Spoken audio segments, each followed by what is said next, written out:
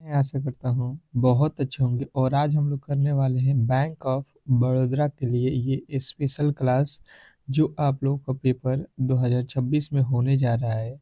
तो जो भी मेरे दोस्त बैंक ऑफ बड़ौदा का एग्ज़ाम 22 और 23 फरवरी को देने जा रहे हैं उनके लिए ये स्पेशल ही क्लास मैंने बनाया हुआ है, जहाँ से जो है पेपर बिल्कुल ही आपको जो है बनने वाला है। ठीक है, तो एग्ज़ाम हॉल में जाने से पहले आप इस क्लास को ज़रूर ही देख लेना, क्योंकि देखिए आप लोगों को भी पता है कि जो आप लोगों का पेपर है उसमें रहेगा मैथ, रीजनिंग और आपके इंग्लिश, और इनके रहेंगे 25-25 प्रश्न। ठीक है, तो ये 3 सब्जेक्ट रहेगा, 25-25 क्वेश्चनों का टोटल जो है क्वेश्चन आपसे 75 पूछेगा, जिसमें जो है आप लोगों के इंग्लिश, मैथ और रीजनिंग में 25-25 क्वेश्चन रहेंगे और आपको दिया जाएगा 1 घंटा का समय। तो आप इसको किस तरीके से सॉल्व करोगे कि जो है ये कंप्लीट हो जाए, इसी के लिए मैंने जो है ये डेली क्लासेस लगाया हुआ है, ताकि आप अपना टाइम मैनेजमेंट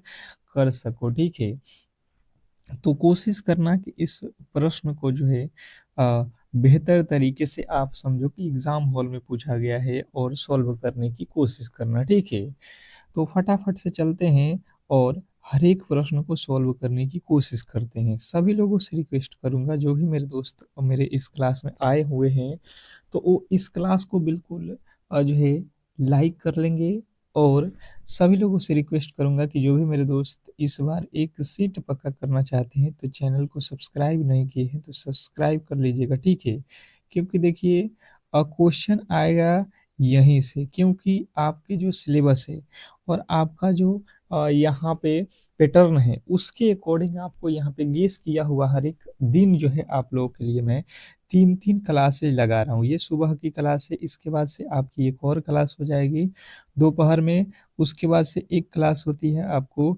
शाम में, एक क्लास है ये सुबह में। तो 3 क्लासेज अगर आप करके जाते हो 100% आप आसानी से निकाल दोगे इस एग्ज़ाम को। ठीक है, बहुत टफ नहीं है यार, आप इसकी प्रेस्टिक नहीं करोगे तो फिर यही प्रश्न आपके लिए टफ हो जाएगा, क्योंकि 1 घंटा में जो है वहाँ पे सॉल्व करना है। मैथ, रीजनिंग और इंग्लिश ये मुश्किल होता है। ठीक है, अब देखिए यहाँ पे जो है सरलीकरण से आप लोगों के प्रश्न पूछे जाएंगे। पहला प्रश्न आपके सामने है आज का, मैथ का प्रश्न यहाँ पे दिया हुआ है कि यहाँ पे 48% ऑफ 2500 भागे 40 बराबर क्या होने वाला है। फटाफट से आपके राइट उत्तर आना चाहिए, समय बहुत कम है, समय बहुत कम है और राइट उत्तर आप लोगों को देना है। बताने की कोशिश कीजिए क्वेश्चन के जो है राइट उत्तर क्या होने वाले हैं। बहुत बेहतरीन, बहुत लाजवाब।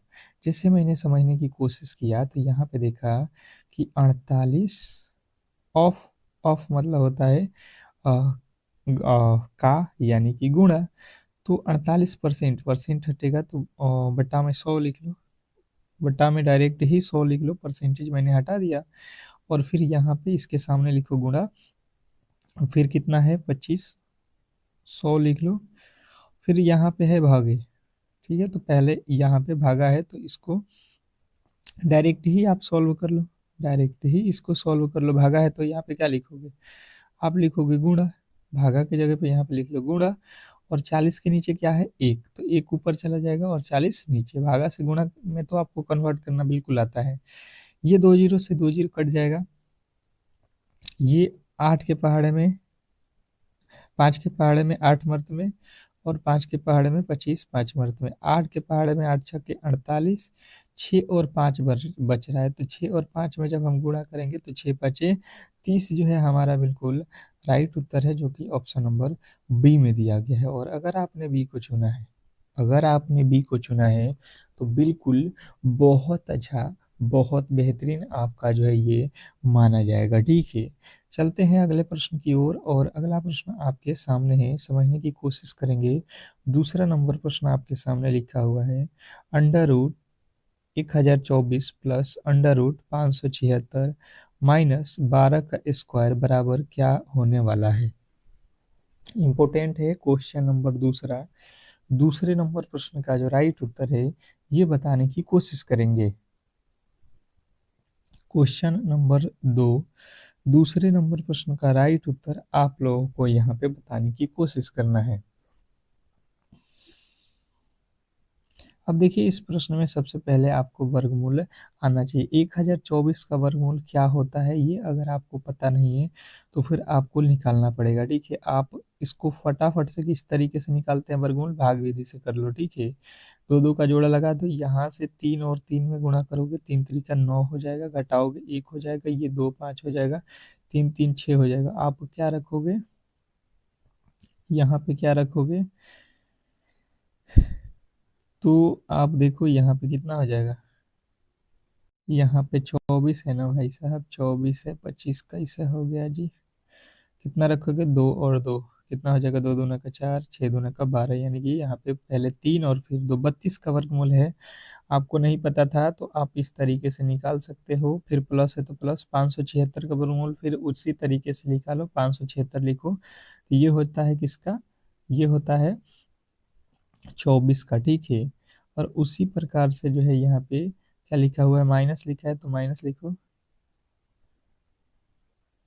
12 का वर्ग करोगे 144, आप इन दोनों को जोड़ दो, 4 दो 6, 3 दो 5, माइनस 144, 144 में से घटा लो कितना हो जाएगा, ये हो जाएगा 14 में से 6 जाएगा, 14 में से 6 जाएगा 8, यहाँ पे 13 में से 5 जाएगा 8, ये माइनस के हो जाएंगे 88, माइनस क्या आएगा 88, ऑप्शन नंबर जो कि ए में दिया गया है, ऑप्शन नंबर ए वाले बिल्कुल राइट उत्तर है। नेक्स्ट प्रश्न की ओर चलेंगे और अगला प्रश्न आपके सामने है, कह रहा है यहाँ पे 12.5 गुणे 8 प्लस 150/3 बराबर क्या होने वाला है। अब देखिएगा इसको सोल्व करिए, बहुत इजी प्रश्न है, आसानी से आप कर सकते हो, पर आपको पॉइंट देखना। देखिए सबसे पहले 8 × 40 का हो जाएगा 0, फिर दशमलव है तो दशमलव लगाओ, 12 8 96 और 4 100 प्लस 3 से भाग दे दो 150 में तो ये हो जाएगा 3 5 15 50, दशमलव के बाद यहाँ पे 0 रखने से कोई फायदा नहीं है, यानी लिखा है 100 और 50, तो 100 और 50 को जब हम जोड़ेंगे ये होता है मेरा 150, और अगर आपने ऑप्शन नंबर बी को चुना है तो बिल्कुल ही राइट उत्तर है, यहाँ पे कहीं से आपको डाउट नहीं होना चाहिए। बेहतरीन प्रश्न था, बहुत बेहतरीन प्रश्न था। अगले प्रश्न की ओर चलेंगे और अगला प्रश्न यहाँ पे दिया हुआ है कि संख्या श्रृंखला, संख्या श्रृंखला से रिलेटेड प्रश्न दिया गया है,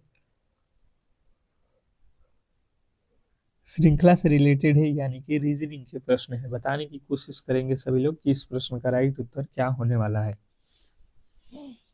क्वेश्चन नंबर 11 में आपको क्या लगता है, जैसे आप समझने की कोशिश करोगे तो 4 का 4 लिखा है, फिर 8 लिखा है, फिर 16, फिर 32, फिर 64, तो फिर अगला क्या होने वाला है। बहुत बेहतरीन, बहुत लाजवाब ये प्रश्न है, सॉल्व करने की कोशिश करें, इस प्रश्न को सॉल्व करने की कोशिश करें। आप कहोगे भाई साहब यहाँ पे 4 से 4 लाना है यानी 1 से गुणा, 4 दूना 8, 8 दूना 16, 16 दूना 32, 32 दूना 64, सब में देखो दो दो गुणा कर रहा है, अब भी यहाँ पे 2 से गुणा कर दो, 32 दूना 64, 64 दूना 128, और यदि आपने 128 लगाया हुआ है, यदि आपने 128 लगाया हुआ है जो कि ऑप्शन नंबर बी में दिया गया है तो बिल्कुल राइट उत्तर है, इसमें कहीं से भी आपको डाउट नहीं होना चाहिए। बहुत बेहतरीन प्रश्न था, आशा करता हूँ कि आपको समझ में आ गया होगा। अगला प्रश्न देखिएगा, फिर से कह रहा है श्रृंखला श्रेणी का ही प्रश्न है, 100, 100 के बाद 90, 90 के बाद 70, 70 के बाद 40, तो अगला पद जो है आपको बताना है, 10 सेकंड का समय है, फटाफट से आपके राइट उत्तर आने चाहिए, फटाफट से आपके राइट उत्तर आने चाहिए। क्वेश्चन आपके सामने है और इसके राइट उत्तर आप लोगों को फटाफट से बताना है। क्या लगता है आपको, जैसे आप समझने की कोशिश करोगे तो 100 से 90 हुआ यानी -10, 90 से 70 हुआ यानी कि -20, फिर 70 से 40 हुआ यानी कि -30, पहले -10 किया है, फिर -20, फिर -30, तो अगली बार माइनस आप 40 कर लो, -40 करोगे तो कितना हो जाएगा, माइनस जब आप 40 करोगे तो 40 में से 40 जाएगा, यहाँ पे हो जाएगा 0। और यदि आपने ऑप्शन नंबर ए को चुना है तो बिल्कुल आपके राइट उत्तर है, इसमें कहीं से भी आपके डाउट नहीं होना चाहिए। ठीक है, बहुत बेहतरीन प्रश्न था। आशा करता हूँ कि आप आसानी से इस प्रश्न को सॉल्व कर लिए होंगे। अगले प्रश्न की ओर चलेंगे और अगला प्रश्न आपके सामने है। देखिएगा यहाँ पे कह रहा है छठा नंबर प्रश्न कि जो है 8,000 पर 10% वार्षिक ब्याज की दर से 2 वर्ष का साधारण ब्याज क्या होगा। 8,000 पर 10% वार्षिक ब्याज की दर से 2 वर्षों का साधारण ब्याज आप लोगों से पूछ रहा है। बताने की कोशिश करेंगे सभी लोग कि जो है क्या होने वाला है। इम्पोर्टेंट है, बहुत ज़्यादा इम्पोर्टेंट प्रश्न है और आप ऐसे प्रश्नों में गलती नहीं करोगे। ठीक है, बताइएगा सभी लोग। क्वेश्चन नंबर 6, छठे नंबर प्रश्न के राइट उत्तर आप लोगों के अकॉर्डिंग क्या होने वाला है। मैंने बताया हुआ है एसआई निकालने का फॉर्मूला आप लोगों को। मूलधन कितना दिया है 8,000, मूलधन गुणे समय गुणे दर और बट्टे में आपको 100 लेना है। ये 2 जीरो से ये 2 जीरो काट दो। अब यहाँ पे आप देख लो कितना हो जाएगा, 10 दूना का 20, 20 में 8 दूना यानी 16, 1,600 रुपये जो है आपके बिल्कुल राइट उत्तर हो जाएगा, जो कि ऑप्शन नंबर सी में दिया गया। मुझे लगता है आप आसानी से ऐसे प्रश्नों को उड़ा सकते हो अगर आप डेली ही प्रैक्टिस अगर मेरे साथ कर रहे हो तो। ठीक है, अगला प्रश्न आपके सामने है कि एक वस्तु को 2400 रुपये में बेचने पर 20% का लाभ होता है, तो वस्तु का क्रय मूल्य यानी कि कॉस्ट प्राइस सीपी जो है आप लोगों को निकालना है। मैंने क्या बताया है आप लोगों को कि कभी भी जो है सीपी आप लोगों का कितना होता है 100%। और अगर आपको लाभ हुआ है यानी कि लाभ हुआ है तो आप हमेशा ही वस्तु अधिक में बेचोगे। 20% का लाभ कमाना है यानी कि हमेशा आप 100 से अधिक में बेचोगे, यानी 120 में बेच दोगे 100 वाला सामान तो आपको 20% का लाभ हो जाएगा। इसने बोला है भाई साहब क्रय मूल्य निकालो, मतलब 100 वाली बस वैल्यू निकालो। हमारे पास है 2400 और आपसे कह रहा है कि 2400 में आपको क्रय मूल्य निकालना है, तो जो निकालना है उसको ऊपर रखो 100 और बट्टा में 120। यहाँ से एक जीरो से एक जीरो कट जाएगा, 24 12 दूना 24, एक जीरो, ये हो जाएगा 20 पे डबल जीरो। तो ये जो है अगर आपने बताया है ऑप्शन नंबर बी तो बिल्कुल राइट उत्तर है। 2,000 रुपया जो है आप लोगों का ब्याज हो जाएगा, इसमें कहीं से भी आपके डाउट नहीं होना चाहिए। नेक्स्ट प्रश्न की ओर चलेंगे और अगला प्रश्न आपके सामने है 15 पुरुष एक काम को 20 दिनों में पूरा कर सकते हैं, 10 पुरुष उसी काम को कितने दिनों में करेंगे। 15 पुरुष एक काम को 20 दिनों में पूरा कर सकते हैं, तो 10 पुरुष उसी काम को कितने दिनों में करने वाले हैं, ये आप लोगों को बताना है। बताने की कोशिश करेंगे। क्वेश्चन नंबर 8 पे आ चुके हैं, बहुत ज़्यादा इंपॉर्टेंट प्रश्न है और आप ऐसे प्रश्नों में गलती नहीं कर सकते हैं। देखिए इसने बोला क्या है कि 8 पुरुष हैं तो 8 लिखो और एमडीएच का जो फॉर्मूला है एम गुणे डी गुणे एच, तो 8 पुरुष 20 दिनों में किसी काम को कर रहे हैं तो 8 गुणे 20 बराबर 10 पुरुष उसी काम को कितने दिनों में करेंगे, तो 10 गुणे डी। ये एक जीरो से एक जीरो कट जाएगा, 8 दूना का ये हो जाएगा 16, 16 दिनों में जो है इस काम को करने वाले हैं। आप देख लो ऑप्शन में तो नहीं दिया है, 15 है ना, हम लोगों ने गलती ही लिख दिया है यार। 15 पुरुष 20 दिनों में काम कर रहे हैं, तो 10 पुरुष उसी काम को कितने दिनों में करेंगे, ये प्रश्न दिया है। ये एक जीरो से एक जीरो, 15 दूना का 30 दिनों में जो है ये काम संपन्न होने वाला है, जो कि ऑप्शन नंबर ए में दिया गया है। तो आशा करता हूँ कि आप ऐसे प्रश्नों में गलती नहीं करोगे। अगले प्रश्न की ओर चलेंगे और अगला प्रश्न आपके सामने है कि दो संख्याओं का अनुपात यहाँ पे 3:5 है और उनका जो है योगफल 80 है, तो बड़ी संख्या क्या है। दो संख्याओं का अनुपात यहाँ पे 3:5 है और इनका योगफल 80 है, तो बड़ी संख्या जो है आप लोगों से पूछा गया है। क्वेश्चन नंबर 9 नंबर प्रश्न का जो राइट उत्तर है वो क्या होने वाला है। क्वेश्चन नंबर 9, आप 9वें नंबर प्रश्न के राइट उत्तर की तरफ चलो। सबसे पहले देखो आपके पास दो संख्याएं हैं, तो एक संख्या हो जाएगा 3x और एक संख्या आपका हो जाएगा 5x। इसने कहा है कि आप दो संख्याएं आपको दी गई है, हमने अनुपात में है तो इसको मान लिया कि एक 3x है एक 5x, इन दोनों को जोड़ना पर इसने कहा कि भाई साहब 80 बन जाएगा। इन दोनों को ही अगर जोड़ देते हैं तो 80 होता है, हम इन दोनों को जोड़ रहे हैं तो ये 8x हो रहा है, ये कह रहा है भाई साहब 80 होता है। इसको x का वैल्यू निकाल देंगे, हम काटेंगे तो 8 दहा का 80, यानी कि x का वैल्यू तो हमें मिल गया 10। इसने कहा है कि बड़ी संख्या बताओ भाई साहब, बड़ी संख्या आप बताओ कि 3x बड़ी है या 5x बड़ी है, तो आप कहोगे 5 बड़ा होता है भाई साहब। तो 5 और x का वैल्यू कितना हमने निकाला है वो बस रख देना है 5 और गुणे 10, 10 बचे 50 जो है। आप कहीं से भी गलती नहीं कर रहे हो अगर बता रहे हो तो। अगले प्रश्न की ओर चलेंगे और अगला प्रश्न आपके सामने है कि एक आयत की लंबाई यहाँ पे दी गई है और चौड़ाई इतना है, तो क्षेत्रफल आपके क्या होने वाला है। क्षेत्रफल निकालने का फॉर्मूला मैंने आप लोगों को कल ही क्लास में बता दिया था कि लंबाई और गुणे चौड़ाई कर दोगे तो आयत का क्या निकलता है, क्षेत्रफल। तो यहाँ पे लंबाई गुणे चौड़ाई, यानी लंबाई का वैल्यू 20 और चौड़ाई का वैल्यू 15। लंबाई गुणे चौड़ाई करने पर 15 दूना का 30, यानी कि 300 जो है आप लोगों के राइट उत्तर है। ऑप्शन नंबर ए वाला जो भी मेरे दोस्त बताए हैं उनका बिल्कुल राइट उत्तर है, इसमें कहीं से भी आपके डाउट नहीं होना चाहिए। नेक्स्ट प्रश्न आपके सामने है कि प्रथम 5 प्राकृत संख्याओं का औसत क्या है। प्रथम 5 प्राकृत संख्याओं का औसत क्या है, क्वेश्चन नंबर 11। 11वें नंबर प्रश्न का जो राइट उत्तर है फटाफट से आप लोगों को बताना है कि क्या होने वाला है। क्वेश्चन नंबर 11, चलिएगा समझने की कोशिश करते हैं। यहाँ पे प्रथम पांच जो है प्राकृत संख्याओं का औसत है, तो एवरेज बराबर प्रथम पांच जो है संख्याओं का एवरेज अगर हमें निकालना है तो क्या हम करेंगे, तो प्रथम पांच को आप लिख लो 1 2 3 4 5, ठीक है। और बट्टा में आपको करना है, इतना संख्या है 5 तो बट्टे 5, 5 और 4 9 और 3 12 2 14 1 15, 15 बटा 5, काट दो इसको, कितना हो जाएगा 3। 3 जो है आपके यहाँ पे देख लो कहाँ पे है, ऑप्शन नंबर बी। बी वाला जो भी मेरे दोस्त बता रहे हैं उनका बिल्कुल सही उत्तर है। नेक्स्ट प्रश्न की ओर चलेंगे और अगला प्रश्न आपके सामने है कि 54 किलोमीटर प्रति घंटे की चाल से जो है चल रही है, तो इसको जो है जो है इसकी चाल मीटर पर सेकेंड में बताओ।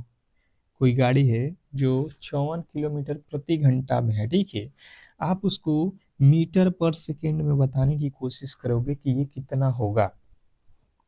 आप कहिएगा बहुत सिंपल तरीके से हम इसको कर सकते हैं। 54 किलोमीटर है, इसको प्रति मीटर सेकेंड में करना है, यानी कि हम कर देंगे 5 और बट्टा में हो जाएगा 5 बटा आपका 5 बटा 18। फार्मूला आपको तो याद ही होगा, 18 के पहाड़े से ये कट जाएगा, 18 दूना 36, 18 तिया 54, 3 और 5 में गुणा करेंगे 3 पचे 15 जो है आपके बिल्कुल राइट उत्तर है, 15 मीटर पर सेकेंड। ऑप्शन नंबर बी वाले बिल्कुल राइट उत्तर है। नेक्स्ट प्रश्न की ओर चलेंगे और अगला प्रश्न आपके सामने है कि एक परीक्षा में पास होने के लिए 35 अंक चाहिए, 35% अंक चाहिए। एक छात्र को 160 अंक मिले और वह जो है 15 अंकों से फेल हो गया, अधिक जो है अधिकतम जो है अंक क्या है। क्वेश्चन नंबर 13, 13वें नंबर प्रश्न का जो राइट उत्तर है फटाफट से आप लोगों को बताना है। क्वेश्चन नंबर 13वें की जो राइट उत्तर है ये आप लोगों को बताना है। क्या लगता है आपको, 10 सेकंड का समय है, गलती नहीं करना है, ठीक है। गलती की गुंजाइश किसी भी एंगल से नहीं होना चाहिए। प्रश्न काफी ज्यादा महत्वपूर्ण है। अब देखिएगा यहाँ पे और समझने की कोशिश करिएगा। इसने कहा है कि भाई साहब पास होने के लिए 35% चाहिए, जो कि एक छात्र को 150 अंक मिला, ठीक है। हमें चाहिए भाई साहब पास होने के लिए कितना, 35%। इसने कहा है कि भाई साहब एक छात्र है जिनका 160 नंबर आया, पर वह जो है 15 अंकों से फेल है। कितना अंकों से, 15 अंकों से, यानी कि इसमें हम क्या करेंगे, 15 जोड़ देंगे तो ये हो जाएगा आपका कितना, ये हो जाएगा आपका कितना, ये जोड़ लो 100, 100 कितना हो रहा है 75, 175। अब देखो यहाँ पे 1% का वैल्यू निकालना है तो ये हो जाएगा यहाँ पे बट्टे में 35, 35 के पहाड़े में आता है पूरा 35 पाँचे 175, ये कट जाएगा।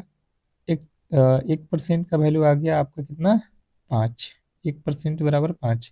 इसने कहा है कि और जो है अधिकतम अंक, तो अधिकतम अंक कितने होते हैं परसेंटेज में, आप टोटल कितने परसेंट का पेपर देते हो भाई साहब, 100% का। 100 से गुणा कर लो आप, जो है 500 जो है अगर आपने बताया है तो बिल्कुल राइट उत्तर है। ठीक है, कोई दिक्कत नहीं होने वाला है। अगला प्रश्न आपके सामने है कि जो है यदि एक गोले की त्रिज्या 7 सेमी है तो उसका जो है आयतन लगभग कितना होगा। एक गोले की त्रिज्या 7 सेमी है तो उसका आयतन जो है लगभग कितना होगा। Question number 14। 14 नंबर प्रश्न का राइट उत्तर फटाफट से आप लोग को बताना है। क्वेश्चन नंबर 14 का जो है राइट उत्तर आप लोगों को बताना है। बेहतरीन, बहुत बेहतरीन प्रश्न है। आपको यहाँ पे ध्यान देना है कि जो है क्या बताना है, गोले का आयतन। तो गोले का आयतन होता है 4/3 पाई आर क्यूब। तो यहाँ से कर लो 4/3, पाई का वैल्यू 22/7 और गुणे आर, आर का वैल्यू कितना है आप कहोगे 7 × 7 × 7, 3 बार लिख लो, यहाँ से कट जाएगा। और आप देख लो 7×7 = 49, कितना हो गया 49, और उसमें गुणा कर दो 4×2 = 8 और 4×2 = 8, यहाँ पे कितना हो जाएगा 8 नैया 8×9 = 72 के 2 हो जाएगा, यहाँ पे गुणा कर लो यहाँ से 8×9 = 72, और कितना हो रहा है आप देख लो, ठीक ठाक है ना। यहाँ पे 8×4 = 32, 32 और 7 39, फिर यहाँ पे वही आ जाएगा 2 9, कितना हो रहा है 2 9 2 11 के 1, और यहाँ पे 9 3 12 1 13, और यहाँ पे 4, कितना आ रहा है, और इसमें किससे भाग देना है, बट्टा में 3 है, यानी कि 4 3 1 2 में भाग देना है 3 से। 3 एकम में हो जाएगा 3 पर 1 13, 3×4 = 12, 3×4 = 12, यानी कि हमारा चालू होगा 14 से। प्रश्न का राइट उत्तर आपका ऑप्शन नंबर ए हो जाएगा, ज़्यादा भाग देने की भी आवश्यकता नहीं पड़ेगा।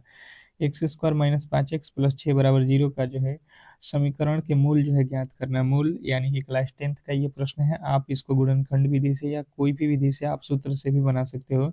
6 को ऐसे तोड़ो कि 5 आ जाए, ठीक है। तो आप क्या लिख सकते हो, -3 और -2, 5 हो जाएगा, और प्लस का 6 बराबर में 0। यहाँ से x कॉमन हो जाएगा तो x - 3, और यहाँ से कॉमन हो जाएगा -2, तो x - 3 बराबर में हो जाएगा 0। तो यहाँ से हो जाएगा x - 2, और यहाँ से हो जाएगा x - 3। तो यहाँ से x का वैल्यू आएगा आपका 2, और यहाँ से आएगा x बराबर जो है 3।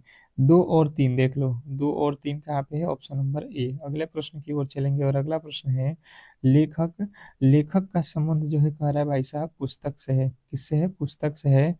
उसी प्रकार कुम्हार का संबंध किससे होगा, फटाफट से आप लोग को बताना है। लेखक का संबंध पुस्तक से है। जिस प्रकार लेखक क्या करता है, पुस्तक लिखता है, तो कुम्हार का संबंध उसी प्रकार किससे है, दुकान से है, अ, चाकू से है, ये तो दोनों गलत। मिट्टी से है या बर्तन से है। कुम्हार का संबंध किससे है, तो कुम्हार जो होते हैं वो बर्तन बनाने के काम करते हैं, यानी कि आप मिट्टी नहीं लगाइएगा, बर्तन, ऑप्शन नंबर सी लगाइएगा। अगला प्रश्न आपके सामने है कोडिंग डिकोडिंग का। देखिएगा कि यदि जो है गोल्ड को ये लिखा जाता है, इसको ये लिखा जाता है, तो सॉन्ग्स को जो है क्या लिखा जाएगा। बेहतर प्रश्न है, बहुत ज़्यादा बेहतर है। आप ऐसे प्रश्नों को इग्नोर मत करना। जैसे जी के बाद लिखा है एच, ओ को ओ लिखा है, एल को एम लिखा है, डी को ई लिखा है, सब में +1।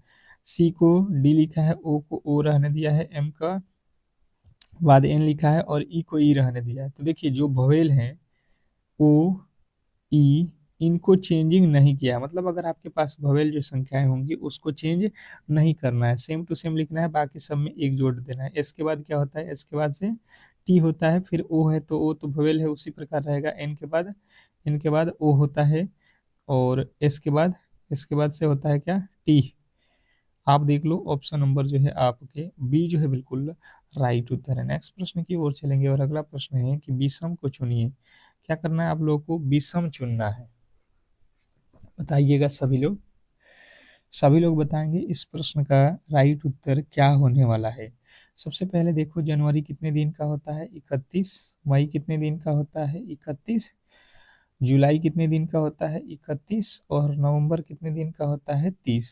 जब हमने इनके दिनों पर विश्लेषण किया तो यहाँ पे मुझे पता चला कि भाई साहब नवंबर जो है इसमें 30 दिन का है, बाकी सब 31 दिन के हैं। अगला प्रश्न है कि सभी कलम पेंसिल है, सभी पेंसिल रबड़ हैं।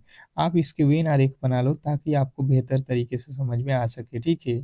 कह रहा है यहाँ पे इसकी कंडीशन क्या है ये आप समझ लो कि पहले जो है सभी पेन, तो पेन को यहाँ पे रखो।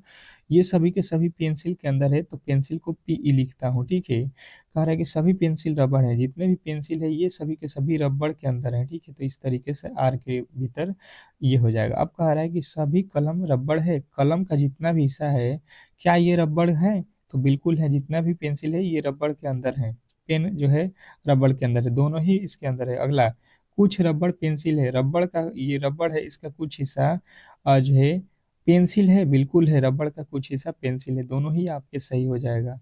अगला प्रश्न आपके सामने देखिए, रक्त संबंधित यहाँ पे है कि जो है एक पुरुष की ओर इशारा करते हुए एक महिला ने कहा, आप समझ लो कि वो महिला आप हो, ठीक है। अपने ऊपर लोगे तो बिल्कुल ही सवाल बन जाएगा। उसकी पत्नी, उसकी पत्नी मतलब उस पुरुष पुरुष की बात कर रही है कि उसकी पत्नी जो है मेरी माँ की इकलौती बेटी है। तो ये बताओ कि आपकी माँ, आप यहाँ पे वह औरत हो, आपकी माँ की इकलौती बेटी कौन है, आप। और आप जो है उसकी क्या हो, आपकी माँ की इकलौती बेटी जो है उसकी क्या है, पत्नी है। यानी कि आप ही अपनी माँ को आपकी माँ की बेटी हो क्योंकि इकलौती हो, और आप से जो है उसका रिलेशन पूछ रहा है, तो आप उसका क्या लगोगे, उसकी पत्नी है यानी कि आप उसकी क्या हो। और उसने पूछा है महिला का उससे क्या संबंधित है, यानी महिला का वो क्या लगता है, तो वह पति लगता है, वह आपका क्या लगेगा, पति, क्योंकि आप उसकी क्या हो रही हो, पत्नी हो रही हो। तो ऑप्शन नंबर बी आपको लगाना है। अगला प्रश्न आपके सामने है, श्रृंखला से रिलेटेड आपसे पूछा जा रहा है कि अगला पद क्या होने वाला है। आप कहोगे 3 से जो है 7, 7 से जो है 15, 15 से 31, 31 से 63 किस तरीके से है, तो इसमें 2 से गुणा कर दो और एक जोड़ दो, 2 से गुणा करो एक जोड़ दो। आप यहाँ से 31 में 63 में 2 से गुणा करो और एक जोड़ दो, तो 3 दूना 6, 6 दूना 12, और इसमें एक जोड़ोगे तो 127 जो है आपके राइट उत्तर बन रहा है। 126 और एक 27, 127 आपके ऑप्शन नंबर सी जो है बिल्कुल राइट उत्तर है। अगला प्रश्न आपके सामने है, दिशा से रिलेटेड प्रश्न है। आपको दिशा बिल्कुल मालूम होगा बेहतर तरीके से। नहीं पता है तो मैं बता देता हूँ कि दिशा जो है होते होता क्या है, ऊपर उत्तर, नीचे दक्षिण, ये पूरब और ये आपका पश्चिम। इसने कहा 5 किलोमीटर दक्षिण जाना है, यानी दक्षिण मतलब कहीं पे आप खड़े हो तो नीचे जाओगे 5 किलोमीटर। फिर जो है दाएं मुड़ती है और 3 किलोमीटर चलती है। अब दाहिने मुड़ना है आपको, दाहिना साइड ये हो जाएगा, और आपको चलना है कितना, 3 किलोमीटर। फिर जो है बाएं मुड़ती है और 5 किलोमीटर, बायां साइड आप मुड़ते हो यानी नीचे की तरफ, और 5 किलोमीटर चलते हो। अब जो है वह किस दिशा में जा रही है, आप देखो कि आप पहले मान लो यहाँ पे खड़े हो, ठीक है। यहाँ से आप आए दक्षिण की तरफ नीचे, और नीचे से आप चले गए इधर पश्चिम की तरफ, और पश्चिम से फिर आ गए नीचे की तरफ। तो अब जो है आप कह रहा है कि किस दिशा में जा रहे हो, तो आप ये कौन सा दिशा है, नीचे के कौन से दिशा होते हैं भाई साहब, दक्षिण, दक्षिण दिशा में ही जा रहे हो, गलती नहीं करोगे। अगला प्रश्न आपके सामने देखिए, बैठक व्यवस्था से कह रहा है कि जो है ABCD जो है एक गोल मेज के चारों ओर केंद्र की ओर मुंह करके बैठे हैं। तो गोल मेज बना लो, इसके चारों ओर केंद्र की ओर ये लोग बैठ रहे हैं, ठीक है, कोई दिक्कत नहीं है। इसने कहा है कि ए जो है सी के तुरंत दाहिने तरफ है, ए जो है सी के तुरंत दाएं, ये सी है, इसके तुरंत दाहिने तरफ कौन है, आपका ए है, यहाँ पे ए हो जाएगा। और बी के जो है बाएं से दूसरे स्थान पे है, बी के बाएं से दूसरे स्थान पे, तो बी जहाँ पे है उसका बायां जो है, बी अगर यहाँ पे तो इसका बायां हिस्सा देख लो, उसके स्थान पे कौन है, ए है, ठीक है। अब देखिए क्या कह रहा है, डी बी के तुरंत बाएं है, डी कहाँ है, बी के तुरंत बायां, बी जो है डी बी के तुरंत बायां है, तो बी के बायां हिस्सा में कौन हो जाएगा, डी। अब देखिएगा, इसने कहा है कि एक ठो और कौन बचा है, ई, ई को यहाँ पे रख लो, 5 लोग हो गया। इसने कहा सी के तुरंत दाहिने तरफ, सी यहाँ पे है, इसके दाहिने तरफ कौन है, दाहिना तरफ पूछ रहा है, तो दाहिने तरफ कौन हो रहा है यहाँ पे, तो दाहिने तरफ हो जाएगा आपका ए, दाहिने तरफ कौन होगा, ए। अगले प्रश्न की ओर चलेंगे, और अगला प्रश्न आपके सामने है, देखिएगा कि जो है रेड को ये लिखा जाता है, तो ग्रीन को क्या लिखा जाएगा? रेड को लिखा हुआ है, ग्रीन को जो है आप लोगों से पूछा जा रहा है, बताने की कोशिश करेंगे। आर, आर को लिख रहा है इसने कितना? आर को लिखा हुआ है जो है 7, आर को लिखा हुआ है 7, और आप लोगों से पूछा जा रहा है यहाँ पे कि जो है इसके आगे आपको बताना है ग्रीन, ग्रीन का जो है वैल्यू क्या होने वाला है। बहुत बेहतरीन प्रश्न है, आप इसको समझने की कोशिश करोगे तो बना सकते हो किस तरीके से। तो यहाँ पे देखो आर होता है 18 पे, 18 को लिखा है 6। अच्छा जी, पर यहाँ से देखो आर, ये डी होता है 4 पे, 4 में 2 जोड़ो 6, यहाँ पे पहले लिख दिया। ई होता है 5 पे, 5 में 2 जोड़ो 7, मतलब उल्टा लिखा हुआ है। जैसे एन है तो एन का पहले लिख दो, एन होता है 14, 14 2 16 से जो है हमारा राइट उत्तर ये स्टार्ट होगा। ठीक है, ऑप्शन नंबर बी जो है राइट उत्तर है। नेक्स्ट प्रश्न की ओर चलेंगे और अगला प्रश्न देखेंगे, ये तो रिपीटेड हो गया।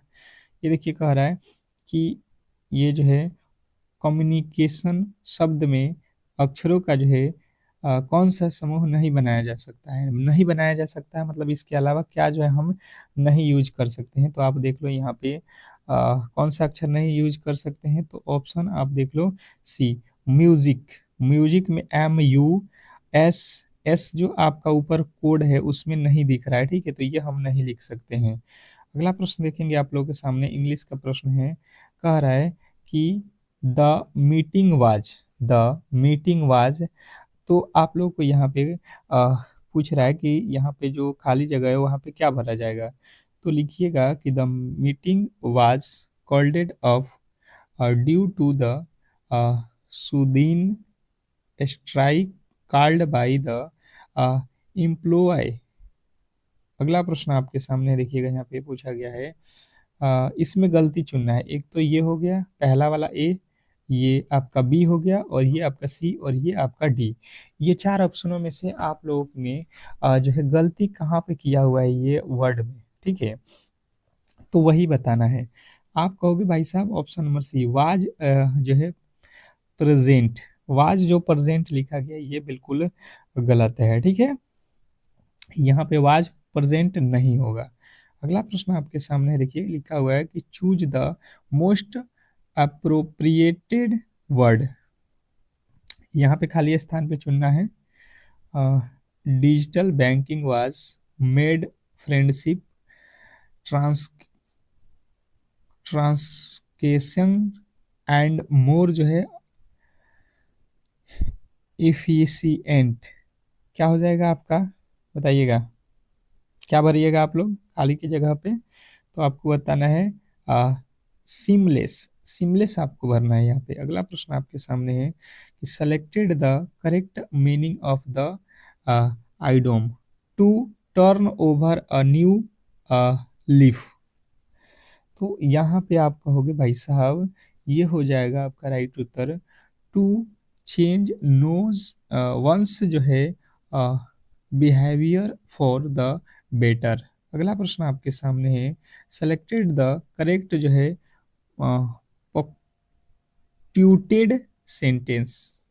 अब देखिए यहाँ पे करेक्ट चुनना है, तो आप फटाफट से यहाँ पे समझने की कोशिश करेंगे कि करेक्ट कौन सा है।